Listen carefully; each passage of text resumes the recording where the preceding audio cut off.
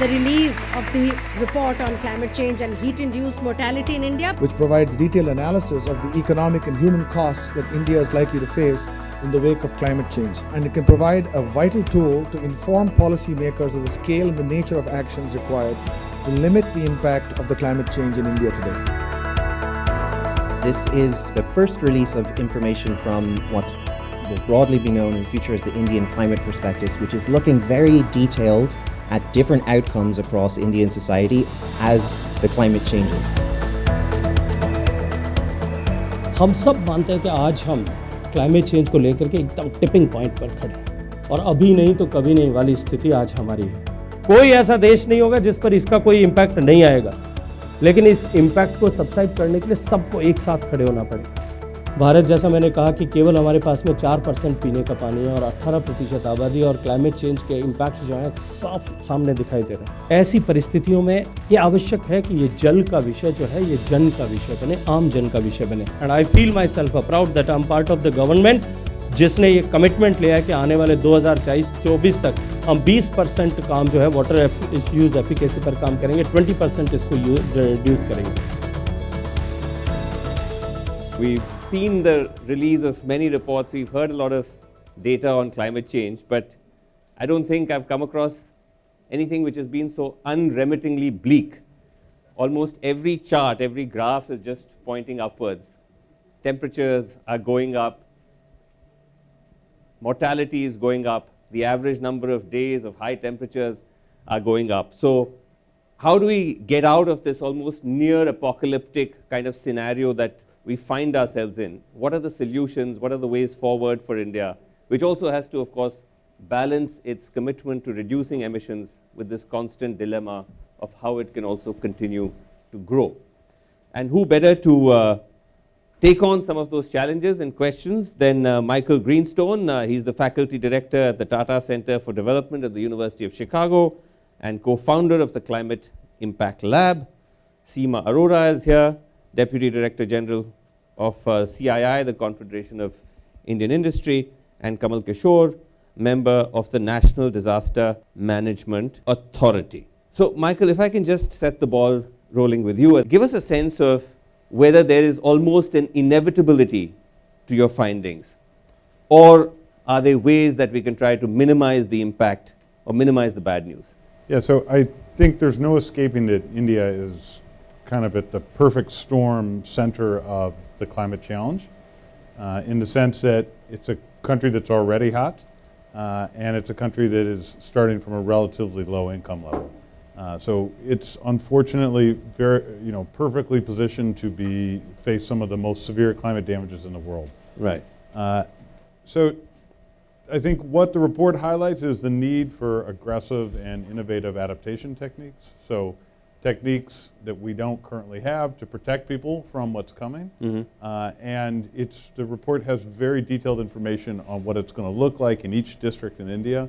And in principle, that can be used by local governments to develop effective techniques. So that's what happens if climate change comes. I think the second part of it is it underscores the urgency of reducing the rate of climate change. And India is now a major player on the global scene, and I think perhaps maybe this will provide some further motivation to help put back together an international consensus about confronting climate change. Right. I just want to follow up with one of the things that the report does, which is it actually looks at climate change as a cause of deaths and the fact that now that is going up. So it says that by the year 2100, almost 1.5 million more people are projected to die as a result of climate change. So in a way, it brings all the data home. When one talks of rising temperatures and so on, often there's a certain amount of abstraction associated with that. But this is actually telling you that this is impacting something as basic as life and death. Give us a sense of what exactly are the specific triggers that are actually likely to cause deaths. Are we talking about heat waves and so on, floods? Yeah, so the analysis is built on global data on temperatures and global data on mortality. And then we make projections into the future based on how the climate's going to change and how India's income will evolve. And at its core, what we can observe is that when there are very hot days, let's call them above 30 degrees C, there tends to be very elevated rates of mortality. Those show up in different causes of death, some logical, some that I think people talk about all the time, stroke and things like that. Right. But they really show up in a wide range of deaths. And so we think of this as kind of a collection of all mortality related to high temperatures. Okay. Right. So, Seema, if I could just ask you, now that we've all heard the bad news, this entire business, and I mentioned this in my introduction, about how we balance out these two needs, about the fact that India wants to be a high growth economy, ambitious target of $5 trillion in the next 5 years. You speak to, you're constantly in touch with businesses. How do we offset those two challenges?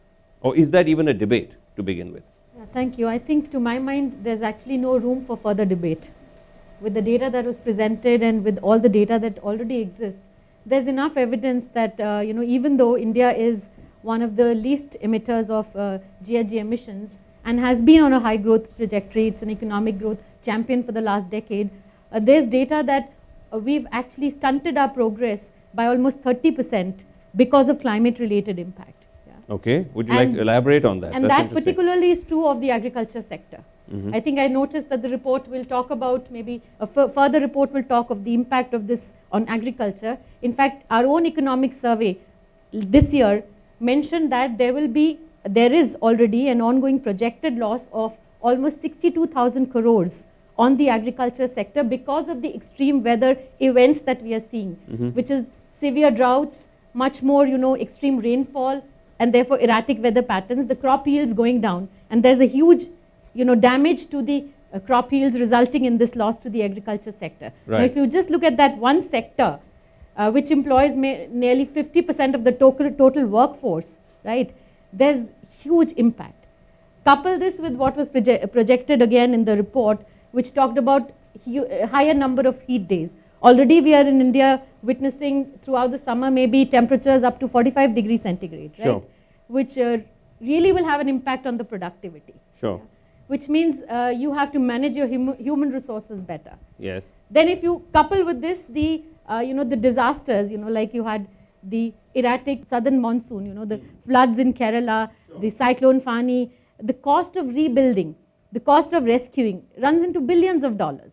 Kamal Kishore, we've heard the good news, to put it mildly. But just to start off with you, because with the NDMA, first of all, is there an acknowledgement within the establishment that there has been an increase in these extreme climatic events and that this is linked to climate change? Oh, absolutely. I think the writing is on the wall. We can see across the country changing geography of floods, more incidents of heat waves, more number of heat wave days. Just as we speak, I don't know in my living memory I've ever seen 3 cyclones brewing at the same time in the Bay of Bengal and the Arabian Sea combined. So that's something doesn't feel right. Are there examples that you've been conversant with across India, different states or different models, where there are some positive stories or some solutions? I mean, I gave you the all India statistics on heat wave, and if you look at some specific places, Nagpur, you look at Ahmedabad, sure, you look at some places in some other cities in Maharashtra as well. Basically, the response to this is threefold to emerging heat wave threat, for example, because the topic of this thing is heat induced. Number one is that you have to really localize the climate and risk information. It is no longer enough to just do red, orange, green traffic lights for the whole country. Localization is one. Right. The second is that this is something which requires a response which cuts across sectors. Right. It's not the responsibility of Disaster Management Authority alone. it is the labor department, so that you close work on sites. They are the most vulnerable. Right. It's like I live in Delhi. The Delhi has heat wave. It doesn't affect me at all because I'm not vulnerable. So you have to have targeted, Okay. and it has to be a cross-sectoral response. Okay, that's number two. Number two, and number three is really coming up with solutions which are not just quick fixes. We have to. Our built environment is the biggest source of vulnerability. Right. Even government has been building buildings which are not conducive to heat conditions. Okay. So long-term shift in how we build, how we shape our built environment. So These are once all we do important. these three things, these are trends, but trend is not destiny. It can all be arrested and even reversed. Michael, to the point that you began with, saying that India was at this odd juncture where it's also still a growing economy, but it's also one of the largest producers of carbon emissions. Are there examples from around the world of countries in a similar situation to India, but which are doing a better job of balancing out both, that we could draw from? I think China has been a really good example of dealing with the air pollution problem while continuing to grow. And I think there's something to be learned from what they're doing, and that has also produced climate co-benefits along the way. So that's a really good example. Right, but that's specific to air pollution though. Yes. But overall, if you look at the main sort of source of the production of emissions, which is to do with essentially industrial growth, Yeah. China still No, has a China's long way to go. still chugging along. Yeah, it's very hard. It's going to require, that's why I think it requires forceful policy, both nationally and then linked internationally. It's hard to do it without it. Kamal Kishore, to your point that this is not the responsibility of any one entity alone, like the NDMA, and that everyone has to work in concert. So in a way, you're dealing with the effect of climate change. The causes of it, as we mentioned, are coming from the way a country devises or designs how it grows. How much coordination is there amongst these different arms of the government? Because you need to have all the different sectors, verticals, working together. Those who design industrial policy, those who design policy connected to power generation, coal production, so on and so forth, along with what you do. How much of that actually happens? So not enough. But I will divide that in two parts. On short-term actions, like for example, right now there's a cyclone brewing in the Arabian Sea. It's going to affect Lakshadweep and some parts of the western coast. When there is a short-term and the emergency is facing right in our face, emergency is right in our face, I think we do a very good job of working across sectors. So on the short term, I think we do a good job, and that has shown results. There is dramatic reduction in mortality from cyclones. 94% reduction in mortality over the last 15 years or so. But when it comes to long term and really sort of working across sectors, I think we have to do much better. Basically, we need to do four things. We need to do a much better job of assessing risk, which goes beyond the specific assets. Right. So if you're building a dedicated freight corridor, you just don't look at just the risk to it, but the downstream risk it may create. The second is much better job of creating new standards and regulations, which are responsive to not just the current climate, but also the future climate. And that's beginning to happen now. And you have to realize that there are some infrastructure sectors which are new. And the third is really much better job of finance to encourage resilience and a better system to recover from disasters so that you build back better. Seema, is any of this actually happening, both vis-a-vis the policy makers as well as industry? Because again, I hate to keep sort of coming back to specifics, but the devil really is in the detail. And if 70% of our electricity generation is still going to be coal-based, we continue to import coal because the quality of our coal is poor. And we need that electricity generation as well to run industry, to grow, for jobs, etc., etc. What do we do? So to the point that first Kamal made, and I think very important point, that as we build, and we have to build more and more infrastructure, how do we make it's low carbon, it's resilient, and that's where I think a specific example is what the green building movement in the country has done, right? Again, pioneered completely by the private sector, voluntarily it started. India has the largest green building footprint outside the United States. What it has done is made sure that the buildings that we have built are completely low carbon. Similarly, what the minister was saying about agriculture, you change the agriculture practices so that you demand side management, so you don't grow the wrong kind of crop, and when you grow the crop you use the minimum amount of water. So those are and then when you don't need to irrigate, you don't need to run your pump, you don't need the coal which is required to feed the electricity to run the pump. So, Sure. So you actually look at the entire value chain and say, how do you make it more efficient and resilient? Fair enough. It's not as if India isn't trying. But the data that I was looking at, and please correct me if I'm wrong because this is really not my specific area of domain expertise, is that our emission reduction rate has remained flat for a decade. It's about 12% a year, and it's pretty much remained that throughout. So I think, look, the number one way you can do that is by pricing emissions. You could put a tax on emissions, and for sure that would change the trajectory. would CII be okay with the tax on emissions? Well, there's already a coal tax, and I think there is, there is a need to look at different types of mitigation instruments, as we say, Right. including pricing of carbon, because Right. all of these options exist today, and we must look at these options. Michael, as we start to wrap up our conversation and start going into questions, obviously in something as complex as climate change, there's no one bad guy. So it's not India acting in isolation.